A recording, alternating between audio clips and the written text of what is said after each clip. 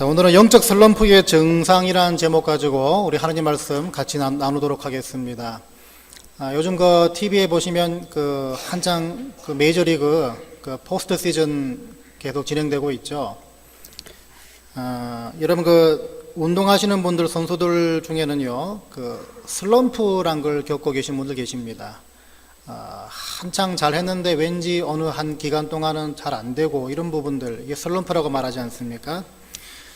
자, 근데 이 슬럼프라는 것이요, 단순히 어떤 운동에만 존재하는 게 절대 아닙니다.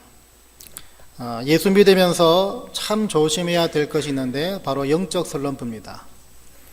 이 영적 슬럼프는요, 우리 가운데 참 여러 증상으로 나타나기도 합니다.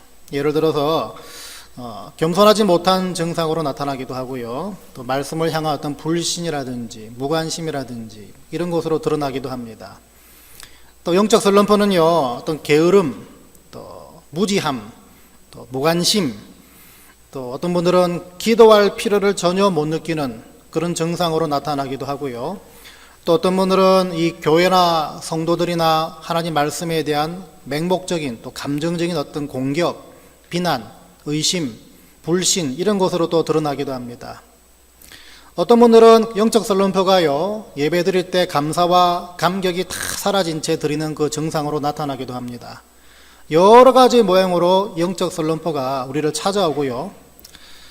여러분, 근데 어떤 그 슬럼프를 지날 때 운동하시는 분들은 그 슬럼프를 이겨내려고 참 무지막지 열심을 다해서 애를 씁니다. 근데 이 영적 슬럼프는요, 많은 경우에 본인이 슬럼프에 빠졌는지조차 인지하지 못하는 경우가 부지기수입니다. 그냥 그 상태로 산다는 것입니다. 영적 슬럼프를 그냥 품은 채 사는 경우가 대부분입니다.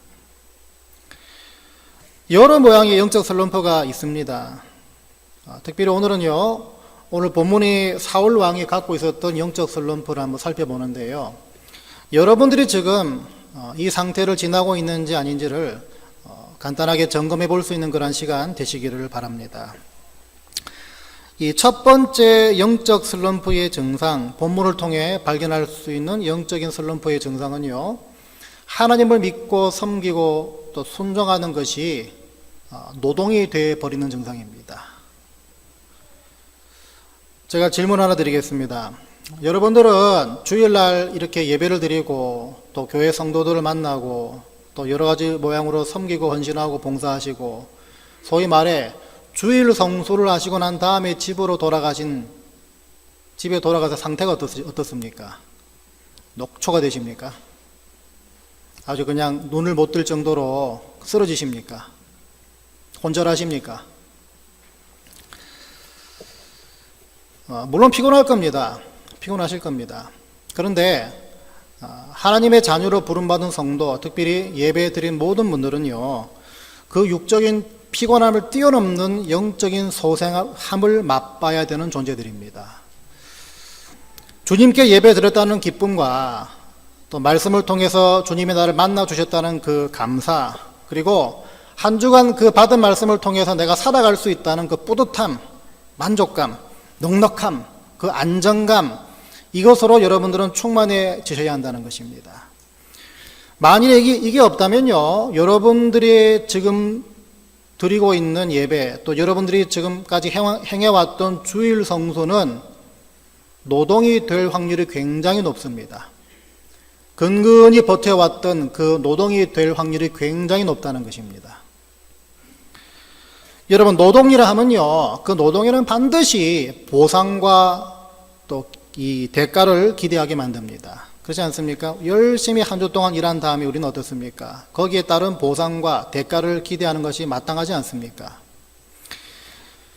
그러면요, 여러분, 예수 믿고 섬기고 순종하는 이 모든 것이 노동이 되어버리면요, 참 교만하게 순종의 대가라든지 내가 이렇게 예배 드렸으니까 어떤 보상받을 수 있다는 어떤 그 기대감, 믿음의 어떤 그 보상들, 이런 것들을 기대하게 됩니다.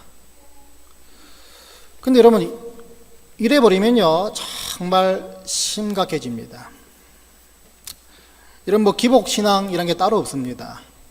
무조건 복을 받고 무조건 은혜를 받고 무조건 내가 원하는 구하는 대로 다 받는 거, 이거 기복신앙 아닙니까?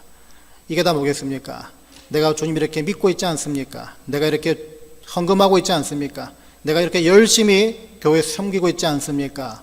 거기에 따른 보상과 대가를 바라는 것이 곧 기복신앙이라는 것이죠. 오늘 본문의 사울을 통해서 똑같은 모습을 발견할 수가 있습니다. 여러분 15장 전체를 다 읽지 않았지만요, 15장 초반부를 보시면 사울은 하나님으로부터 어떤 명령을 받습니다. 어떤 명령을 받나 보니까 아말렉이라는 족속이 있습니다. 아말렉 족속 옛날에 수입에도 살펴봤지만 굉장히 악랄한 족속입니다. 이 족속들 다 네가 치되 모든 전리품들 이거 다 남기지 말라, 땅그리 다 없애버려라, 이렇게 명령을 받습니다. 자, 근데 사울은 어떻게 반응하나 보니까요, 여러분 15장 8절과 9절을 보시면 이렇게 말씀이 나옵니다. 아말렉 사람의 왕 아각을 사로잡고 칼날로 그의 모든 백성을 진멸하였으되 사울과 백성이 아각과 그의 양과 소의 가장 좋은 것 또는 기름진 것과 어린 양과 모든 좋은 것을 남기고 진멸하기를 즐겨 아니하고 가치 없고 하찮은 것은 진멸하니라, 이렇게 나옵니다. 그러니까 쉽게 말해 나쁜 것만 멸하고 좋은 것은 취했다는 것이죠. 나쁜 것은 멸하고 좋은 것만 취했다. 다시 말하면요, 자기의 몫을 자기가 스스로 규정하고 따로 챙겼다는 것입니다. 자, 근데 이게 하느님 앞에서 엄청난 큰 죄가 되어버립니다. 이게 왜 심각한 죄가 됐냐 하면요, 마땅히 해야 할 순종에서 보상과 대가를 기대했기 때문입니다. 여러분, 마땅히 해야 될 순종과 마땅히 해야 될 그 하나님 명령을 따르는 것, 여기에서 대가와 보상을 챙긴다는 것은요, 예수를 믿고 섬기는 게 노동이 되기 때문에 생기는 현상입니다. 이거는 하나님 앞에서 지독한 교만이라고 말할 수 있는 것입니다. 그래서 사울이 사무엘로부터 지적을 받을 때 어떤 식으로 어떤 말로 지적을 받나 보니까요, 17절을 보니까 사무엘이 이르되 왕이 스스로 작게 여길 그때에 이스라엘 지파의 머리가 되지 아니하셨나이까, 이렇게 말합니다. 이 말이 뭡니까? 돌려 말했을 뿐이지 뭡니까? 당신 지금 굉장히 교만한 상태입니다. 마치 본인이 잘나서 왕이 됐고 마치 본인의 어떤 지도력이 뛰어나가지고 이 이스라엘 사람들을 인도해 왔고 본인의 어떤 또 실력이 좋아가지고 이 전쟁에서 승승장구했다. 그래서 본인이 거둔 전리품, 본인 뜻대로 할 수 있다. 이 교만인 것입니다. 이런 교만은요, 사실은 우리 곳곳에서 찾아볼 수가 있습니다. 하나님께 순종하고 하나님을 섬기는 것에 있어서 늘 대가와 보상을 바라는 이것은요, 여러 가지 모양으로 나타나고 또 찾을 수가 있는데, 특별히 여러분 이민교회라는 곳은요 무엇입니까? 이민자들이 모인 곳 아닙니까? 근데 우리 이민자들이 어떻습니까? 머저리티가 아니지 않습니까? 마이너리티지 않습니까? 그러니까 우리가 주류층에 속하지 못한 어떤 피해의식이라든지 어떤 열등의식이라든지 어떤 그 무너진 자존감, 이것을 교회에서 풀려는 분들이 종종 계십니다. 그래서 교회에서 인정받고 교회에서 큰 소리치고 교회에서 직분을 통해서 직성이 풀리는 분들 종종 찾아볼 수가 있습니다. 이게 뭐겠습니까? 교만으로 포장된 대가와 보상의 마인드라는 것입니다.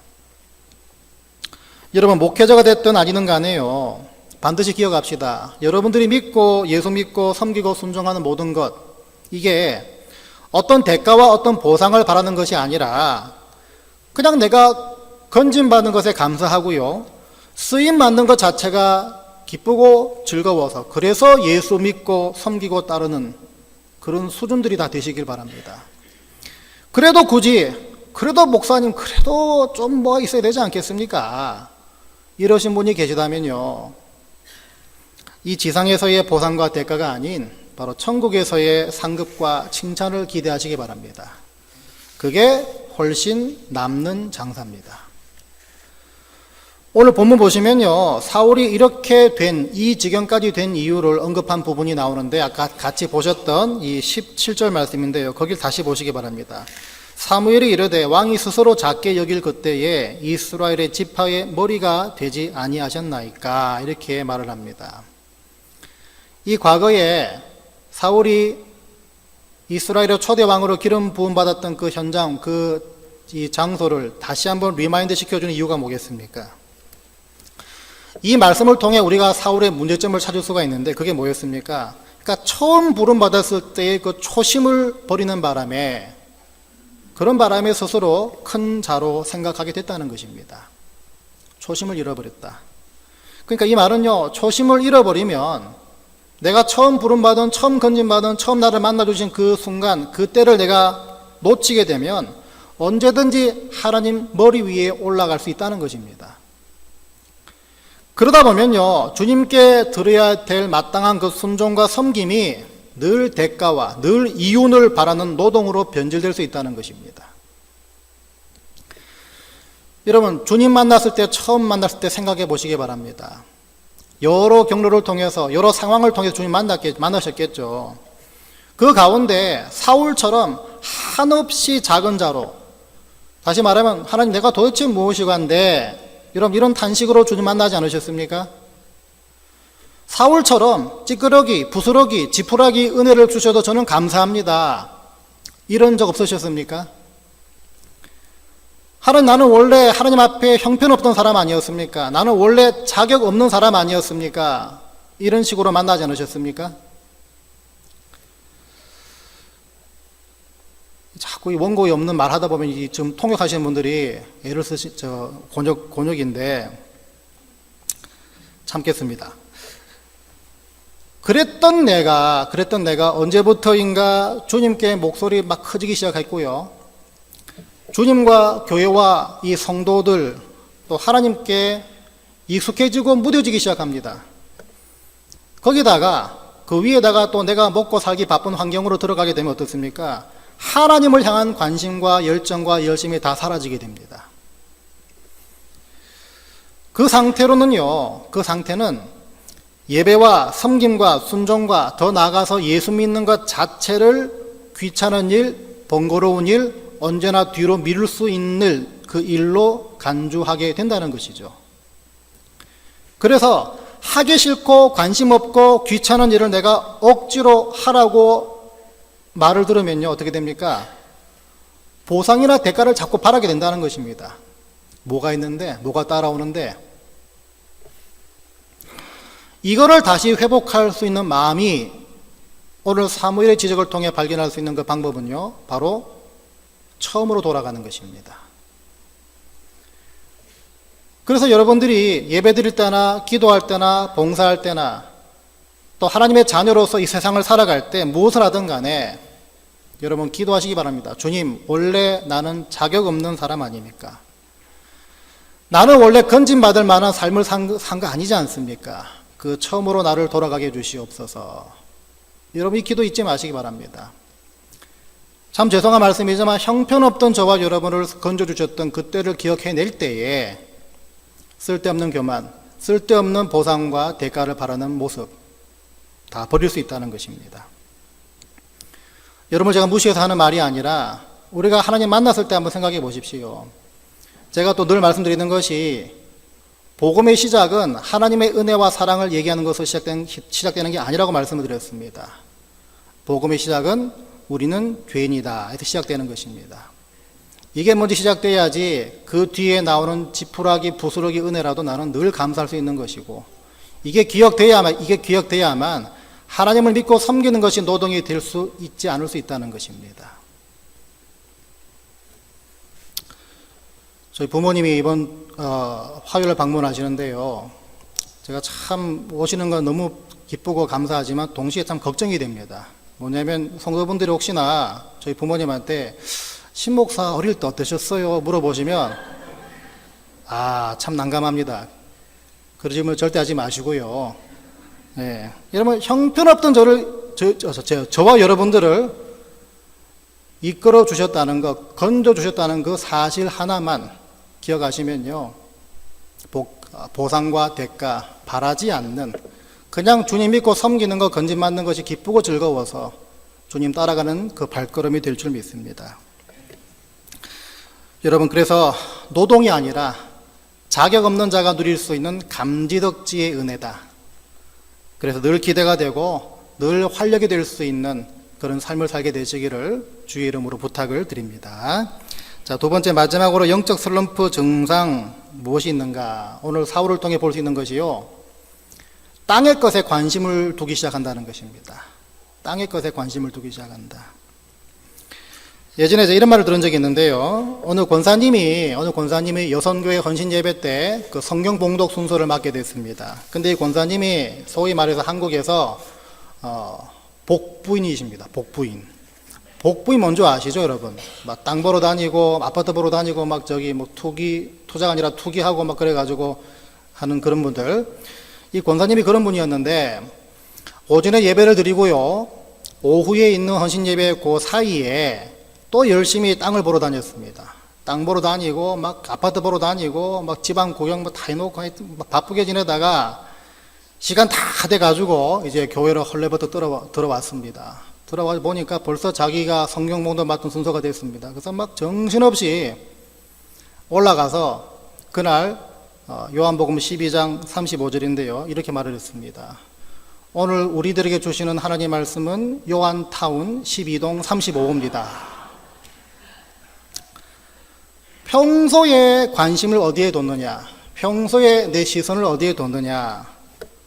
여러분, 땅의 것에 내 관심과 시선을 박아놓고 있으면요, 자연스럽게 마땅히 당연히 하나님을 향한 관심, 위의 것에 대한 시선을 내가 놓치게 됩니다. 오늘 읽으신 본문을 통해서도 그걸 알 수가 있는데요, 사무엘로부터 책망을 받는 이 사울의 반응이 어떤가 보시면요, 자, 야단을 맞았습니다. 그리고 나서 오늘 보셨던 30절을 보니까 사울이 가로되 내가 범죄하였을지라도 청하옵나니 내 백성의 장로들의 앞과 이스라엘의 앞에서 나를 높이사 나와 함께 돌아가서 나로 당신의 하나님 여호와께 경배하게 하소서, 이렇게 간청을 합니다. 근데 이 말씀을요, 다른 번역본으로 보면 이게 어떤 느낌을 가진 말인지가 확 다가오는데요, 제가 새 번역본으로 읽어드리면 이렇게 말이 됩니다. 사울이 간청하였다. 내가 죄를 지었습니다. 그러나 나의 백성 이스라엘과 백성의 장로들 앞에서 제발 나의 체면을 세워주시기 바랍니다. 참 볼품없죠? 참 애들 말로 모양 빠지지 않습니까? 아까 같이 읽었지만 사무엘 그 옷자락 막 끌고 가다가 옷까지 찢어지고 또 뒤에 또 쫓아가가지고 아이고 내 백성들 보고 있지 않습니까? 좀 내 체면 좀 세워주세요. 참 모양 빠지지 않습니까? 자, 이게 무엇을 말합니까? 여러분, 하나님을 향한 돌이킴과 하나님을 향한 내 죄의 고백, 어떤 회개보다도 백성들 앞에서의 내 체면과 내 자존심, 내 권위를 먼저 생각하고 그게 먼저였다는 것입니다. 그러니까 이걸 통해 알 수 있는 것은요, 이걸 통해 알 수 있는 사울의 그 심리 상태라고 할까요? 그 상태는 사울은 이미 위의 것보다 땅의 것, 즉 사람들의 인기에만 관심을 둔 채 살고 있었다는 것입니다. 26절을 봐도요, 사무엘이 지적하지 않습니까? 왕이 하나님 말씀을 버렸습니다. 이게 뭡니까? 위의 것으로부터 관심과 시선이 떠났다는 것입니다. 여러분, 이러면 당연히 위의 것으로부터 멀어지게 되어 있습니다. 여러분 잘 아시는, 몇 번 말씀드렸지만 요한복음 6장 이야기 잘 아시지 않습니까? 오병이어의 기적. 그런데 6장 초반부를 보시면요, 많은 사람들이, 그 병자들이 예수님을 쫓아왔습니다. 예수님 다 고쳐주셨습니다. 그러니까 사람들이 막 몰려오지 않습니까? 근데 날이 저물도록 그렇게 많은 사람들 고쳐주다 보니까 이제 거기 있는 모든 사람들이 다 굶주려 있습니다. 배고픕니다. 주님이 그걸 보시고 불쌍히 여기셔가지고, 여러분 잘 아시는 그 오병이요, 빵 5개 물고기 2마리 가지고 5,000명을 다 먹이셨습니다. 쉽게 말하면요, 육적인 필요가 좀 채워졌다는 것입니다. 그 일이 있고 난 후에 예수님이 그래 잘 됐다 그러셨는지 그때부터 하늘나라 복음을 선포하십니다. 말씀을 전하십니다. 어떤 현상이 벌어집니까? 배부른 사람이 다 떠납니다. 막상 말씀을 전하자 다 떠나버립니다. 원래 땅의 것, 원래 육적인 것, 병 낫는 것, 배부르고자 하는 것, 여기에만 관심이 있었고 영적인 것에는 관심이 없는 것, 하늘의 것, 위의 것에는 관심이 없었기 때문에 이런 현상이 벌어지는 겁니다. 이게 무엇을 말해줍니까? 여러분, 주님께 관심이 사라지는 사람들은요, 당연히 땅의 것을 가깝게 합니다. 땅의 것을 찾게 되어 있습니다. 그리고 그게 다 채워지면 언제든지 주님을 등질 수 있다는 것입니다. 내가 추구하는 것, 예수 이름 팔아가지고 채워놓으니까 그때보다는 별 볼 일 없다는 것입니다, 이제. 여러분의 평소의 관심과 시선이 평소에 어디에 머물러 있는지만 봐도요, 아, 내가 지금 영적 슬럼프를 겪고 있구나. 이게 금방 진단이 됩니다. 여러분 잘 아시는 히브리서 기자 말합니다. 믿음의 주요 또 온전케 하시는 이인 예수를 바라보자. 왜 바라보라 그럽니까? 이건 바라보라 차원이 아니죠. 원문을 보시면요, 네 눈을 예수님께 고정시켜라 라고 말하고 있습니다. Fix your eyes. 여러분, 하루라는 그 긴 시간 속에서 내 관심과 내 시선이 주로 어디에 가 있는가, 어떤 생각을 주로 많이 하고 있는가 한번 점검해 보십시오. 지금 나의 이 생각과 지금 나의 이 결정을 과연 하나님이 기뻐하실까라는 생각하고 계십니까? 지난주에 받았던 말씀을 비추어 보건대 내가 이러면 안 되지라는 그런 생각조차 하십니까? 이런 생각들이 하루에 여러분 얼마나 차지하십니까? 가만히 보면요, 예수를 못 믿겠다는 분들 가운데 속에서도요, 그건 뭐 믿음의 문제까지 들고 갈 필요도 없이 사실은 관심과 시선의 문제 때문에 예수를 못 믿는 분들이 부지기수입니다. 이게 무슨 말인가 하면요, 여러분 예수 안 믿는 분들 가운데 속에서 이런 말 많이 들어보셨을 겁니다. 나는 교회 목사, 장로, 권사, 집사, 예수쟁이들 하는 꼬락서리를 보니까 내가 도저히 예수 못 믿겠다. 그런 말 많이 들어보셨죠? 그죠? 고개를 한 번 더 끄덕끄덕 하신 분 하시면 탈로 날까봐 못 하시겠죠? 그죠? 근데 여러분, 그 교회가 덕이 안 되는 일을 행하고 목사, 목회자들, 성도들이 어떤 사고 치는 것, 이런 것들, 여기에만 관심과 시선이 머물러 있으면요, 목사 할아버지라도 예수 못 믿습니다. 나는 누구 때문에 예수 못 믿겠다, 이런 분을 만나시면요, 성경은 예수를 믿으라고 하지 사람 믿으라고 하지 않지 않습니까? 곧 전곡을 찔러주시기 바랍니다. 그리고 그분의 수준에 맞게끔 더 알기 쉽게 설명하시려면요, 한번 이런 말씀해 주시기 바랍니다. 만일 여러분 명문학교가 있습니다. 그 학교 들어가 공부하고 졸업하면 전부 다 좋은 직장 갖고 존경받고 소위 말해 성공하는 인생을 살 수 있는 그런 학교가 있습니다. 그 명문학교에 정원이 100명인데 참 감사하게도 여러분 자녀분들이 그 학교에 들어갈 자격이 됐습니다. 학교에서 오라고 편지를 여러분에게 보냈습니다. 여러분 자녀를 그 학교에 보내려고 하는데 가만히 들리는 소문을 들어보니까 그 학교 100명 가운데 한 4명, 5명이 공부를 지지리도 안 하고 동네에서 맨날 말씀만 피우는 학생들이다. 그런 소식이 들립니다. 여러분이 생각할 때, 아, 그래? 그러면 내 자녀 그 학교 보내면 안 되겠다. 이렇게 생각하시겠습니까? 아니면 그래도 나는 그 학교 보내겠다. 이렇게 생각하시겠습니까? 전자입니까? 후자입니까? 저는 후자입니다. 왜 그렇겠습니까? 그 4명, 5명은요, 100명 가운데 극히 일부이기 때문입니다. 만일에 여러분들이요, 사고친 목사, 덕이 안 되는 일을 행하는 성도분들, 또 교회에 또 파장을 일으키는 어떤 교회, 이런 것 때문에, 아니면 주위에서 늘 하는 말이 뭐 예수쟁이가 어떻고 하나님이 어떻고, 또 주위에서 늘 보라고 내미는 책이 뭐 하나님은 실존하지 않는 분이다, 예수는 하나님의 아들이 아니다, 이런 환경에만 둘러싸여 있어 가지고 이런 관심, 이런 시선에만 머물러 있다면요, 이거는 은혜의 문제가 아니라, 믿음의 문제가 아니라 환경의 문제 아닙니까? 이거는 누가 봐도 예수를 믿지 못할 뿐입니다. 믿을 수가 없습니다. 그런 분들이 계시고 그런 분들을 만나게 되면요, 여러분, 첫 번째로 그 사람들은 100명 중에 일부입니다 라고 말씀해 주시고요, 두 번째는요, 공부 잘하는 학교, 명문학교에서는 공부 잘하는 학생들 표가 안 납니다 라고 말씀해 주시기 바랍니다. 말썽 피는 학생들만 보고 그 학교가 전체가 다 그런 줄 알고 착각한다면요, 그보다 더 안타까운 인생이 없다는 것입니다. 여러분, 자문해 보십시오. 나의 관심과 나의 시선이 과연 어디에 늘 가 있는가, 어디에 많이 머물고 있는가. 만일에 여러분들이 주님에 대한 관심, 위의 것에 대한 시선 고정, 이런 것들이 만일에 일주일에 단 한 번, 이 하루, 이 시간, 1시간 정도만 그친다면요, 나머지 여러분 대부분의 시간은 여러분은 땅의 것에 관심과 시선을 두고 사는 존재들이라는 것입니다. 이게 참 무서운 사실입니다.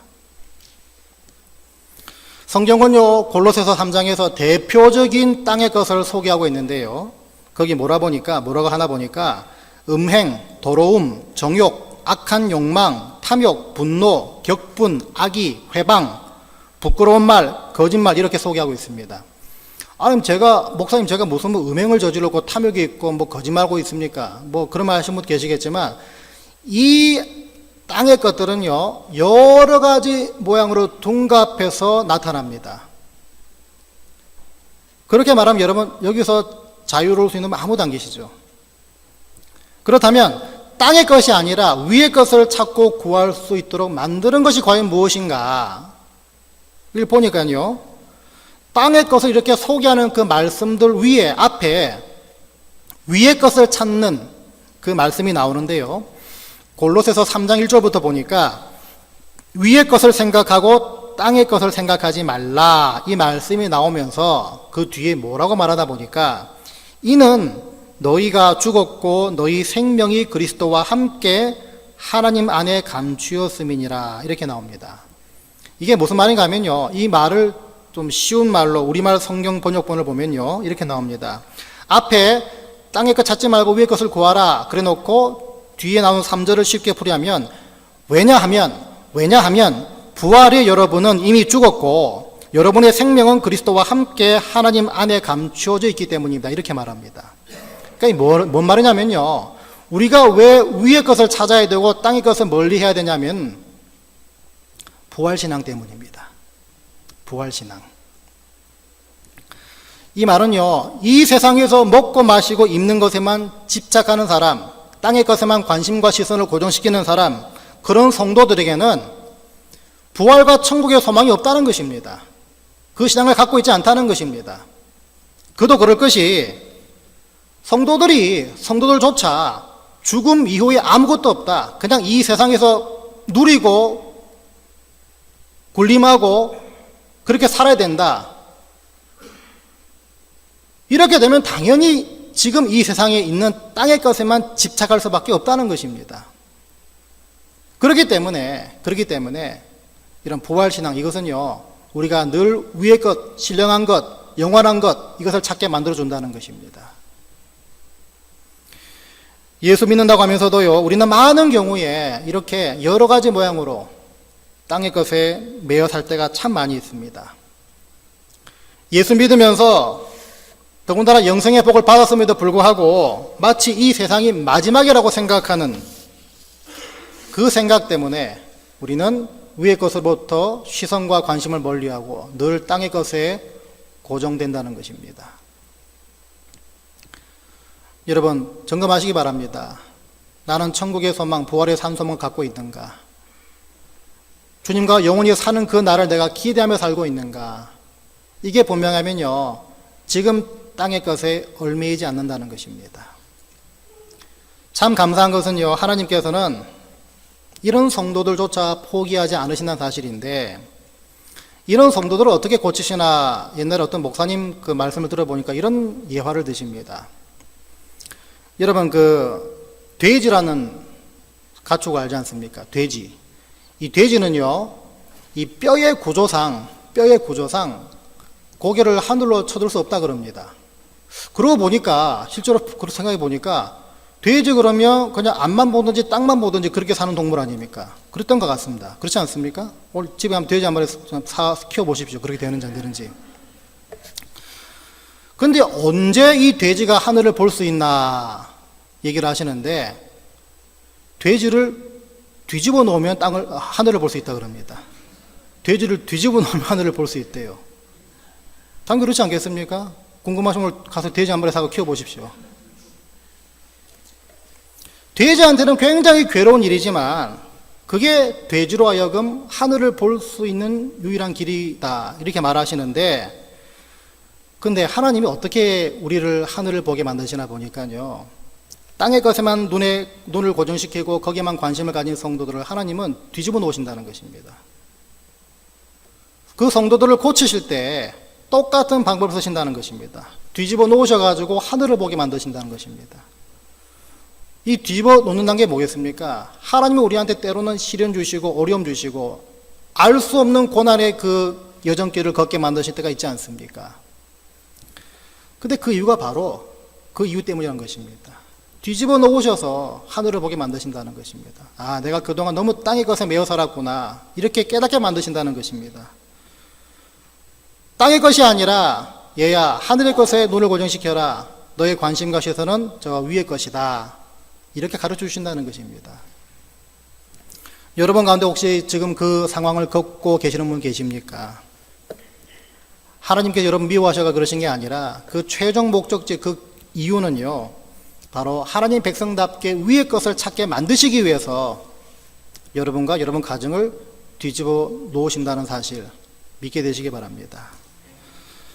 더 좋은 것은요, 하나님께서 뒤집기 전에 여러분들이 미리 알아서 위의 것을 찾는 인생 되시기 바랍니다. 오늘 이 사울의 영적 슬럼프 두 가지를 말씀드렸는데요. 첫 번째는 이 증상, 영적 슬럼프, 많은 증상들이 있지만 그 증상 가운데 하나는 하나님 섬기고 믿고 순종하는 것이 노동이 되고 그 노동에 따른 늘 대가와 보상을 바라게 된다는 것. 하지만 주님 앞에 내가 자격 없었던 자로 부름받았다는 그 초심을 회복할 때 이 부분은 반드시 해결된다는 것입니다. 두 번째는요, 이 영적 슬럼프를 지나는 분들은요, 땅의 것을 찾기 시작한다, 땅의 것에다 관심과 시선을 두기 시작한다 말씀을 드렸습니다. 여러분, 위의 것을 꾸준히 찾기 위해서는요, 부활과 천국의 산 소망이 회복되시기 바랍니다. 영원한 것을 기대하는 분들 되시기 바랍니다. 이 두 가지를 기억하셔서 주님 오실 때까지 영적 슬럼프가 전혀 없는, 늘 주님께 감사하고 기뻐하며 또 성도들과 주신 은혜를 나눌 수 있는 그런 삶들을 여러분 늘 살게 되시기를 주의 이름으로 간절히 축원드립니다.